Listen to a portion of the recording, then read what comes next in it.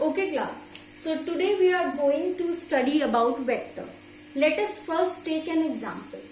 Now suppose if I went to the market to buy mangoes. Okay. So I bought 4 kg mangoes. How much mangoes did I bring?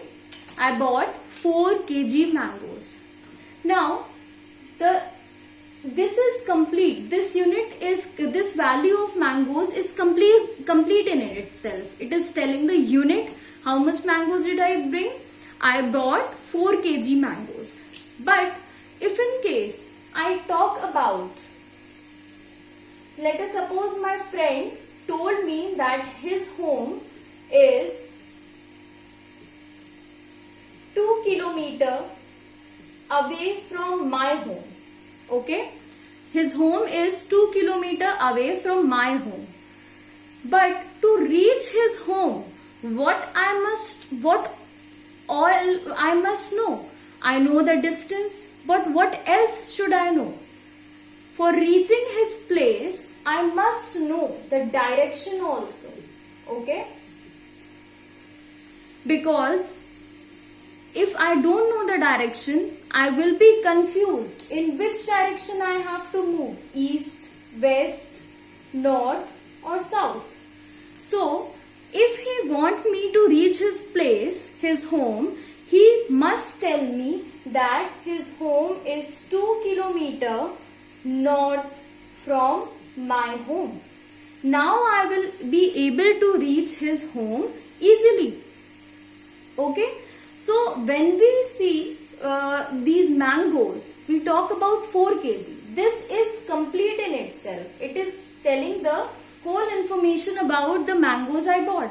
But if we talk about the place which I have to reach, only 2 kilometers is not enough. I must also know the direction to reach his home.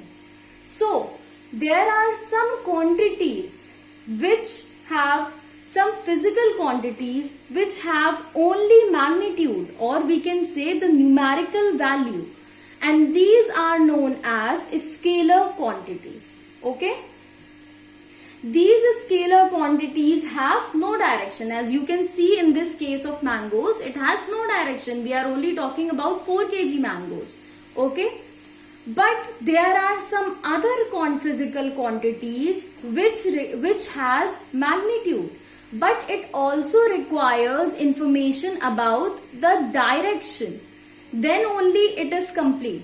So these physical quantities which have both magnitude and direction are known as vector quantities. Fine.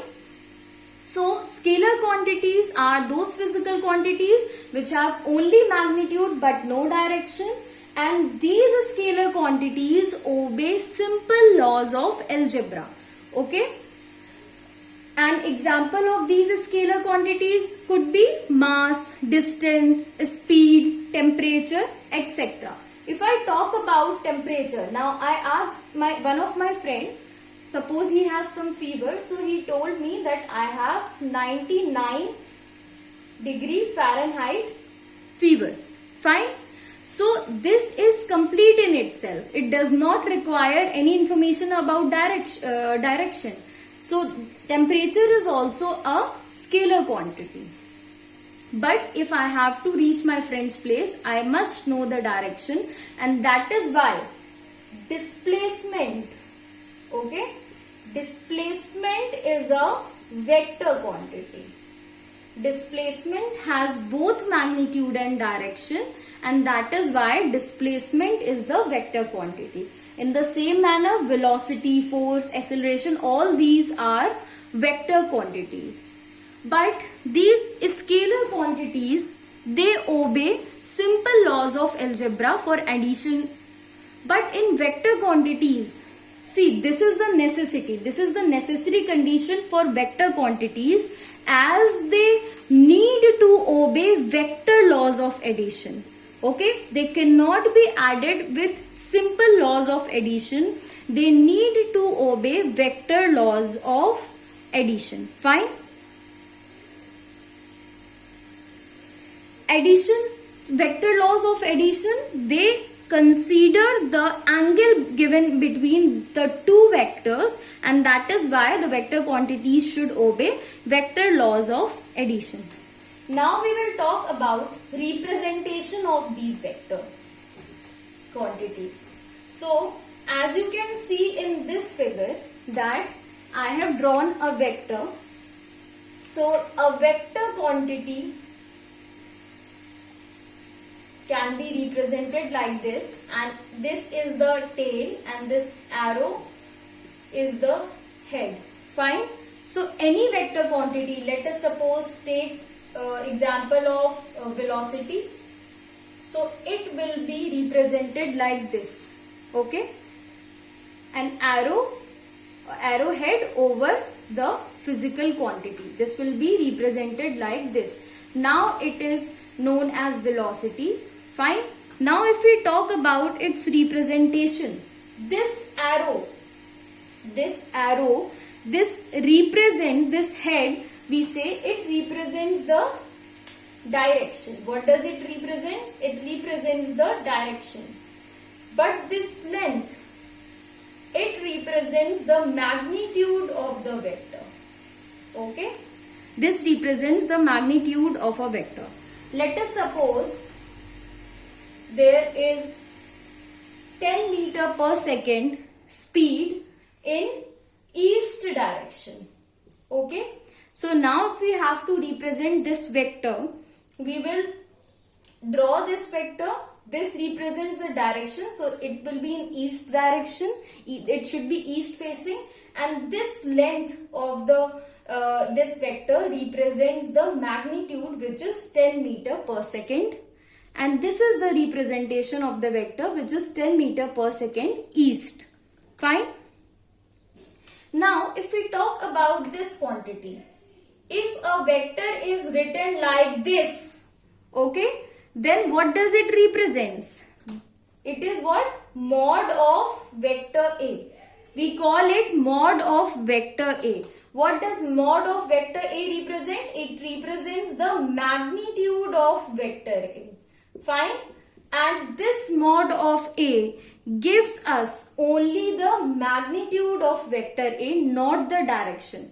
Let us suppose I take the same example and I say that mod of this velocity v, vector v, what will be the mod of this? It will be only this numerical value and not the direction. So the value will be 10 meter per second. Fine. So this represents only the magnitude of the given vector. Okay. This is also represented. It can also written simply as this without writing the vector overhead. Okay. This can simply be written like this. Now we will talk about types of vectors. Okay, what are the different types of vector? We are going to discuss about different types of vector. I hope you all have understood what are scalar and vector quantities and how the vectors are represented. Now we will talk about the types of vectors. So types of vectors. So the very first type is equal vectors. Now as by the name only you will get to understand what are equal vectors. These are the vectors which have same magnitude and same direction. Same magnitude and same direction. So two vectors are said to be equal vectors if they have same magnitude and same direction. Now let us suppose we have a vector A and we have vector B. You can see in this figure that both of these vectors have same magnitude and these are in same direction. Let us assume that this is 2 meter per second east and this is also 2 meter per second east. So now these two vectors are known as equal vectors. But if in case I have two vectors A and B. Okay. Now this A vector represents 2 meter per second east, but this vector B represents 2 meter per second west. In this case, they will not be equal vectors as the direction, magnitude is same, but direction is not same. So these are not equal vectors. They will be known as unequal vectors. Okay, they are unequal. So these are unequal vectors. Fine.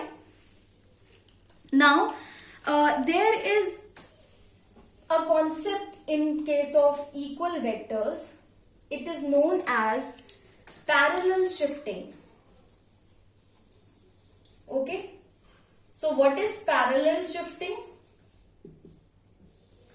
If we have a vector A, let us suppose we have a vector A, fine, and we have some other vector B of same length and in the same direction.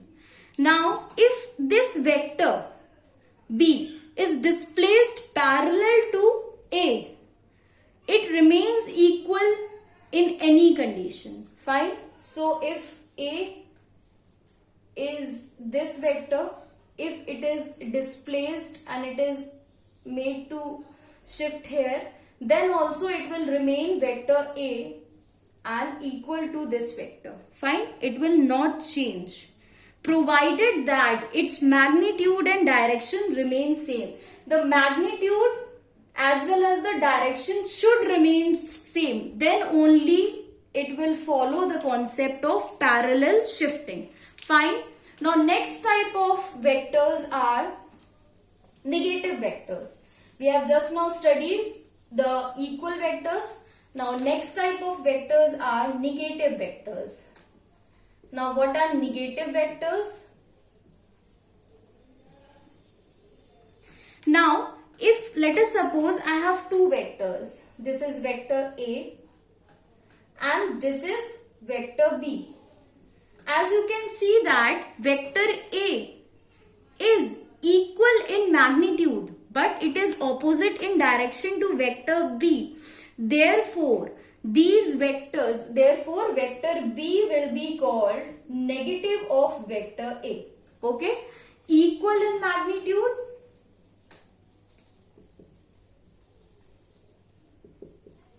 but opposite direction. So these are known as negative vectors. Fine. Now third, we are going to talk about the concept of modulus of a vector. Now what is modulus of a vector? I have already told you about mod of a vector. Now let us suppose we have vector A.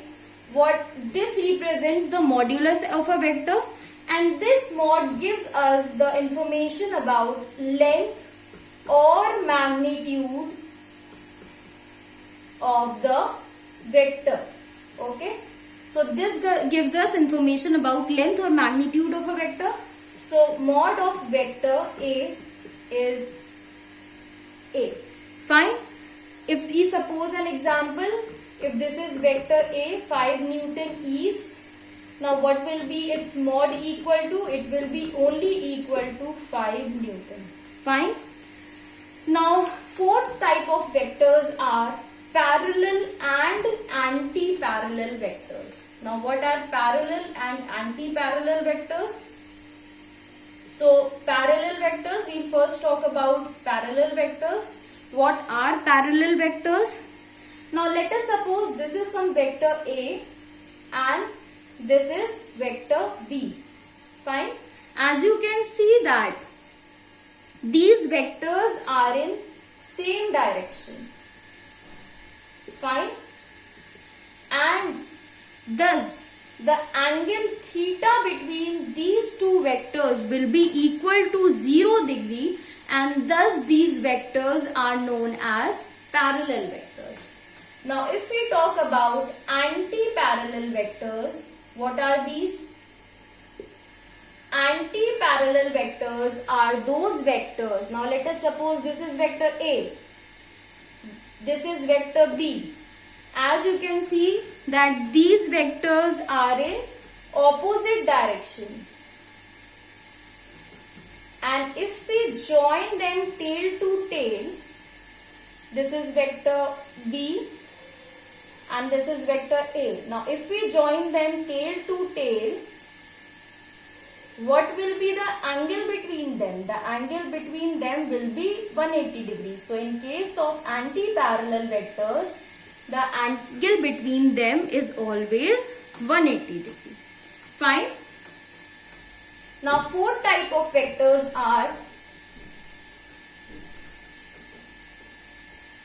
collinear and coplanar vectors. Okay, so now we will talk about collinear and coplanar vectors.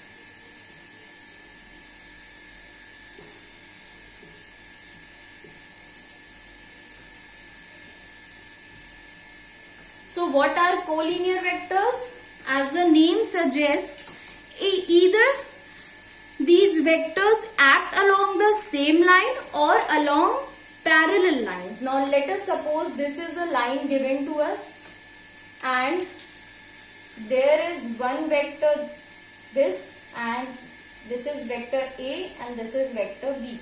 Now these two vectors are acting along the same line, that is why these are collinear vectors.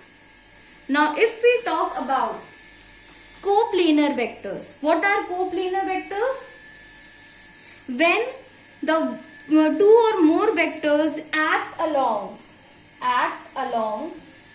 same plane, these vectors, they act along same plane, then the vectors are known as coplanar vector. Let us understand this with this example. Now if I have this notebook in my hand, okay, now this is a plane, okay, let us suppose this is a plane, and now I take two pens and I arrange them in some angle between them, okay, let us suppose these are two vectors. Now in this plane, these vectors will always lie along a plane, even if I change the angle between them, okay.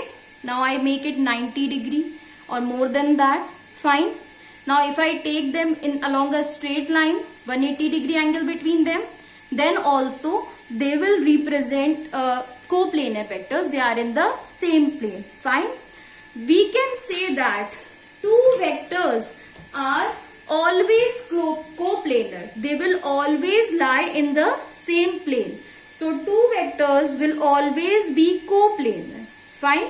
Now next type is co-initial and co-terminus vectors. Okay, what are co-initial vectors? As by the name you can see, co-initial.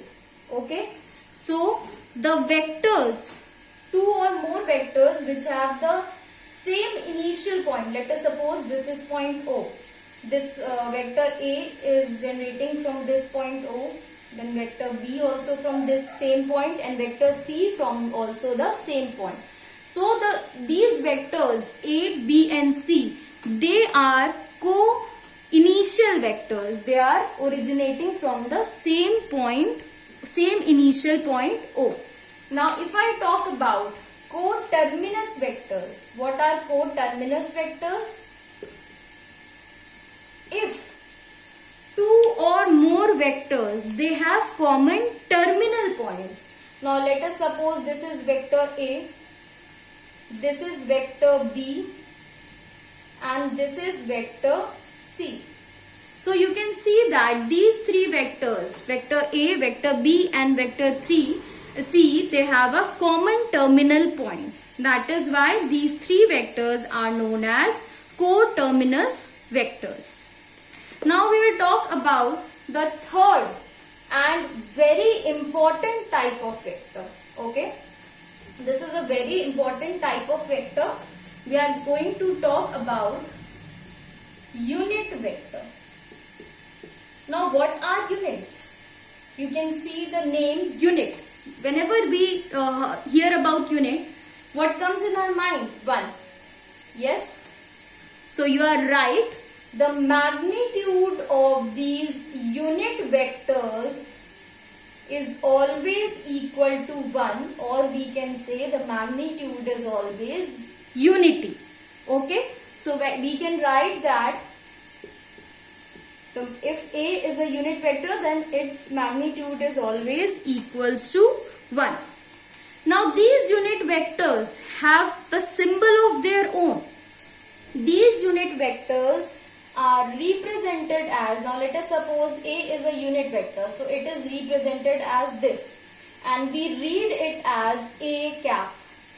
Okay, so this is a symbol for unit vector.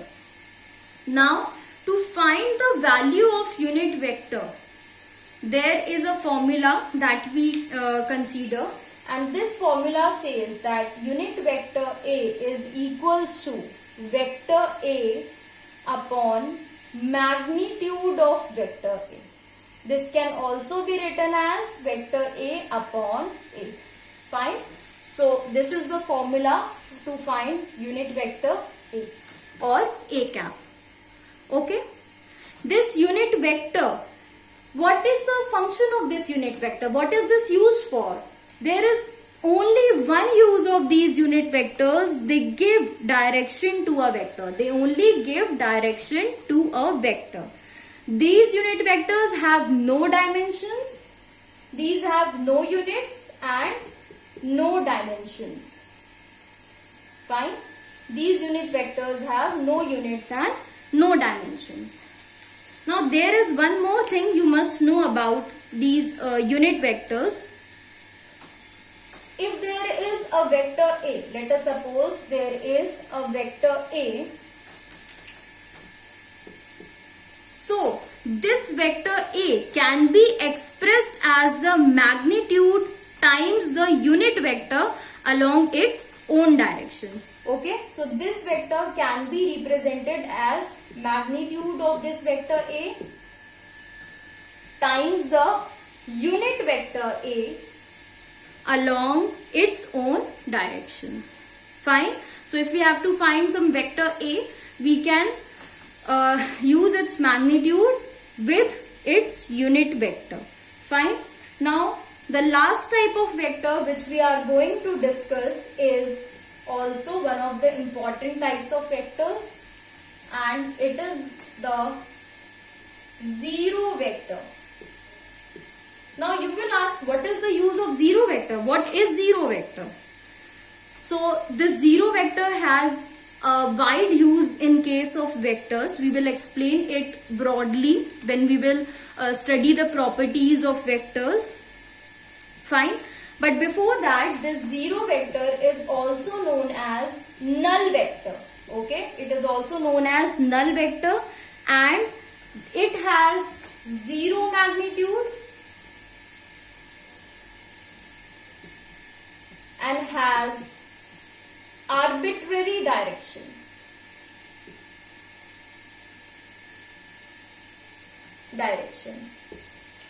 This zero vector is represented as 0 overhead the vector. Okay, fine. Now if the cross product of two vectors A and B is 0, we will never write it only as 0. We will write it as zero vector. Fine. Now what is the need of this zero vector? Why do we need this zero vector?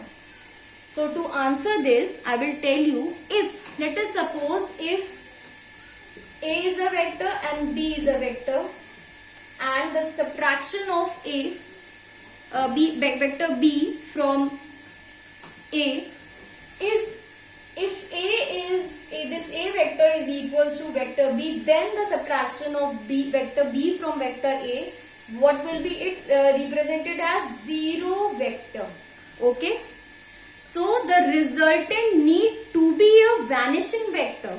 This is not 0. This is a vanishing vector and not a scalar quantity. Okay. This needs to be a vector, not a scalar quantity in this case. That is why we represent it as zero vector. Now we will quickly talk about some properties of this zero vector. properties. So what are the properties of zero vector?